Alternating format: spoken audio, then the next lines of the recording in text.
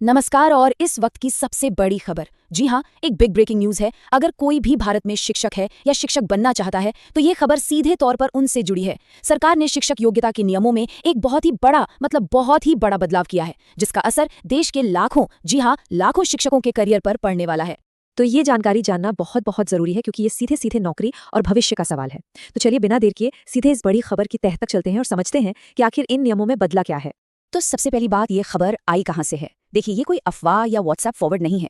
ये एक ऑफिशियल, एक आधिकारिक घोषणा है और इसे बाकायदा भारत के राजपत्र में यानी गजट ऑफ इंडिया में प्रकाशित किया गया है। जी, स्क्रीन पर जो आप देख रहे हैं ये उसी ऑफिशियल गजट का हिस्सा है। सरकार ने शिक्षा का अधिकार अधिनियम में संशोधन किया है और ये जो दस्तावेज है ना, यही इन सारे बदलावों का कानूनी आधार है। मतलब सब कुछ पक्का है। तो इस पूरी खबर का सार क्या है? लबोलुआब ये है कि सरकार ने टीचर्स की जो मिनिमम क्वालिफिकेशन होती है और उनकी सर्विस की जो शर्तें हैं, उनसे जुड़े नियमों को ही बदल दिया है। सीधे शब्दों में कहें तो अब शिक्षकों के लिए खेल के नियम बदल चुके हैं। अच्छा, तो अब अगला सवाल ये उठता है कि इन नियमों में आखिर बदला क्या है। चलिए अब जरा इस मेन अमेंडमेंट को, इस मुख्य संशोधन को ठीक से समझते हैं। और ये है सबसे बड़ा बदलाव। इसे जरा ध्यान से समझिए। जो टीचर्स पहले से नौकरी कर रहे हैं, मतलब जो ऑलरेडी इन सर्विस हैं, उन्हें अब अपनी नौकरी में बने रहने के लिए और प्रमोशन पाने के लिए सरकार की तय की हुई एक नई मिनिमम क्वालिफिकेशन हासिल करनी होगी। और हाँ, ऐसा नहीं है कि ये कभी भी कर सकते हैं। इसके लिए एक डेडलाइन, एक समय सीमा भी होगी। सरकार आने वाले टाइम में एक तारीख तय करेगी और सभी मौजूदा टीचर्स को उस तारीख से पहले पहले ये नई शर्तें पूरी करनी ही होंगी। अब आता है तीसरा और शायद सबसे सबसे बड़ा सवाल। वो शिक्षक जो सालों से पढ़ा रहे हैं, उनका क्या होगा? क्या उनकी नौकरी खतरे में है? तो सरकार ने इसका भी पूरा ध्यान रखा है। देखिए, इस नए नियम की एक धारा है, सेक्शन 23A, और ये सबसे ज्यादा जरूरी है। इसमें एकदम साफ साफ लिखा है कि जो मौजूदा शिक्षक हैं, उनकी सर्विस कंडीशंस, प्रमोशन या रिटायरमेंट बेनिफिट्स, इनमें कोई भी ऐसा बदलाव नहीं किया जाएगा जो उनके लिए नुकसानदायक हो। और ये बात सच कहूं तो लाखों शिक्षकों के लिए एक बहुत बड़ी राहत लेकर आई है। मतलब ये नियम कई चीजों की गारंटी दे रहा है, जैसे कि सर्विस की शर्तें, प्रमोशन के मौके, रिटायरमेंट के फायदे और तो और सीनियरिटी भी।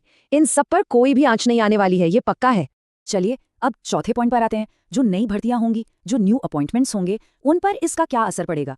क्योंकि ये जो नियम है ना, ये मौजूदा और भविष्य के शिक्षकों के लिए, दोनों के लिए अलग अलग शर्तें रखता है। यहीं पर एक और बड़ा सवाल खड़ा होता है और वो है टीचर एलिजिबिलिटी टेस्ट यानी टेट को लेकर। क्या अब ये सबके लिए कंपलसरी, सबके लिए अनिवार्य हो जाएगा? तो इसका जवाब भी मौजूदा और नए शिक्षकों के लिए अलग अलग है। यहाँ पूरी तस्वीर एकदम साफ हो जाती है। जो एग्जिस्टिंग टीचर्स हैं, उनके लिए टेट पास न करना न तो नौकरी से निकालने का आधार बनेगा, न ही प्रमोशन रोकने का। लेकिन इस नियम के बाद जितनी भी नई भर्तियां होंगी, उनके लिए टेट पास करना एब्सोल्युटली मैंडेटरी यानी बिल्कुल अनिवार्य होगा। यहाँ एक कानूनी शब्द इस्तेमाल हुआ है, प्रोस्पेक्टिवली, या हिंदी में कहें तो भावी रूप से।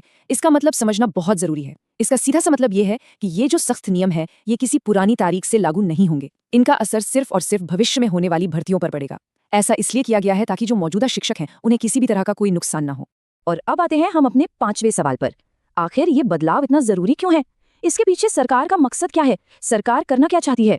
दरअसल ये सरकार का एक टू प्रोंग्ड अप्रोच है, मतलब एक दो तरफा नजरिया। एक तरफ तो वो शिक्षा की क्वालिटी को सुधारने के लिए नए टीचर्स के लिए स्टैंडर्ड्स को और ऊंचा कर रही है, और वहीं दूसरी तरफ वो ये भी पक्का कर रही है कि जो टीचर्स पहले से इस सिस्टम का हिस्सा हैं, उनके अधिकारों की पूरी तरह से रक्षा हो।